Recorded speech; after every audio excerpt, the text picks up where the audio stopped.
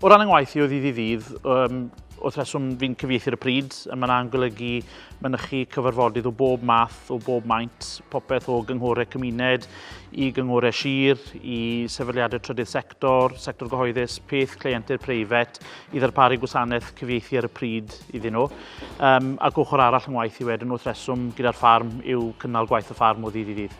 O ddydd i ddydd, gan ymlaen i'n cyfieithu a ffurfallen amrywiaeth o bethau, rili. Gallai fod yn rhywbeth wneud y ffarmo, neu rhywbeth wneud gyda bwyd y diod, neu rhywbeth fel ni a busnes. Mae'r amrywiaeth sy'n da Mentera, rili. Ni hefyd yn gwneud bach o gyfieithu'r pryd, a mae hwnna, ni'n edrych yn gwneud bach mwy o hynny nawr.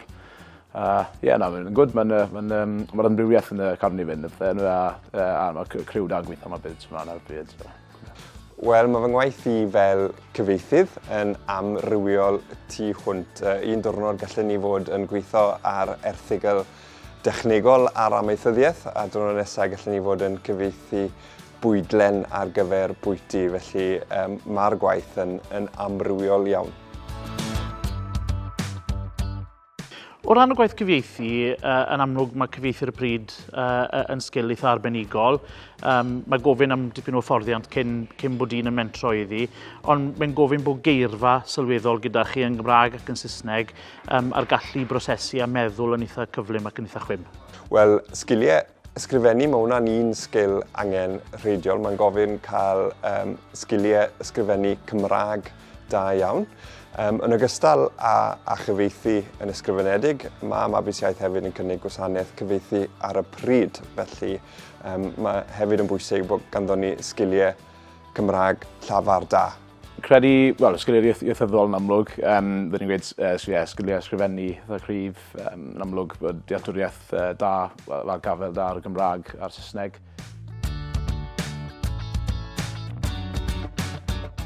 Sir o'r Nghymru, ynddo fe, wrth reswm.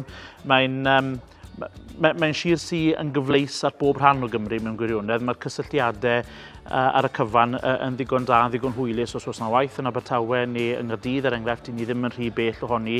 Ac wrth gwrs, Sir Gyfyrddin yw'r agoriad i weddill gorllewin Cymru a thu hwnt, felly digon agos ond yn digon pell. Wel, fi'n dod o Lamber yn reiddiol, o Gwman rili, just flas, a symud i Gaerdydd i'r brifysgol. A wedi penderfynu symud nôl rili, mwyn bod yn agos at deulu a ffrindiau. A mae digon o gyfleoedd i gan yr ardal i weithio trwy'r Gymraeg a gweithio fewn y diwydiant. So, na'r rhesymau mwyaf rili. Un o prif fanteision gweithio yn Sir Gyfyrddin a Cheredigion yw'r ffaith ei fod yn môr gynolog.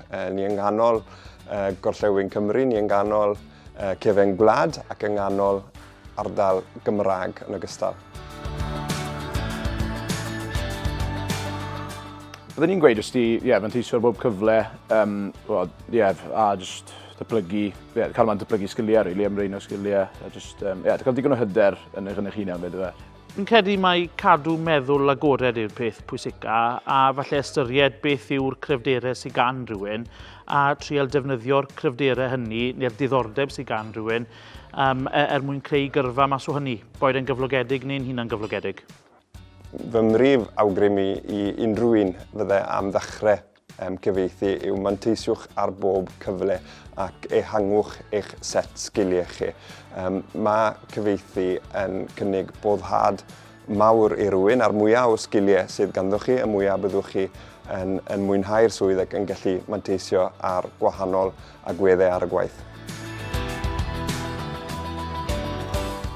O ran datblygu gyrfa, byddwn ni'n gweud mae'r prif ffordd y gallwn ni ddatblygu fel cyfieithwyr yw i fanteisio ar wahanol gyrsiau ac mae Mentera chwarae teg, maen nhw'n fodlon ariannu ni fel cyfieithwyr i fanteisio ar wahanol gyrsiau sy'n cael eu cynnig gan gwahanol gyrff fel Cymdeithas Cyfieithwyr Cymru ac maen nhw hefyd yn ariannu ni fel cyfieithwyr i sefyll yr arholiad aelodaeth testun ar gyfer Cymdeithas Cyfieithwyr Cymru.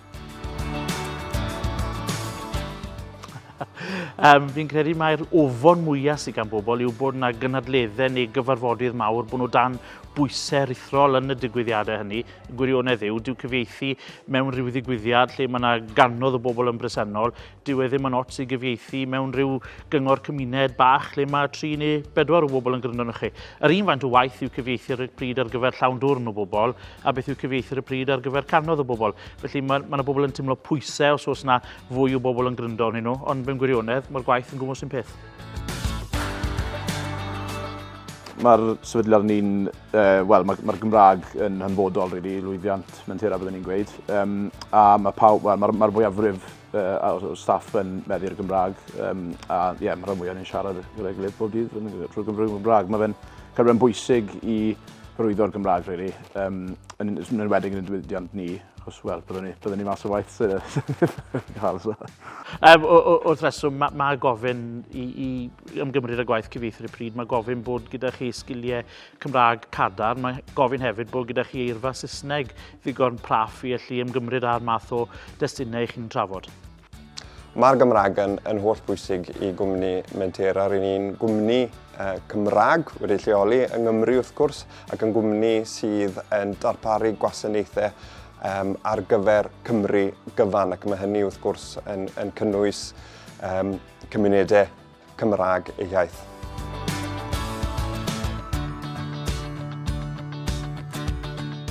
Y manteision o rheswm o ran bod yn hunan gyflogedig yw'r hyblygrwydd. Fel sones i, dwi'n ffarm o getre yn cyfuno'r gwaith hynny gyda cyfieithu'r y pryd a'n rôl i fel cynghorydd sir ar hyn o bryd. Felly mae bod yn hunan gyflogedig yn rhoi'r hyblygrwydd yna i chi. Mae yna adegau y flwyddyn pam falle bod mwy o'n amser i'n cael ei wario ar y ffarm a ar adegau eraill. Mae crynstwth yr amser yn mynd ar gyfieithu'r y pryd neu ar waith cyngor. Yr anfanteision wrth gwrs yw na dos gyda chi y rhwydiogelwch na i'ch cynnal chi.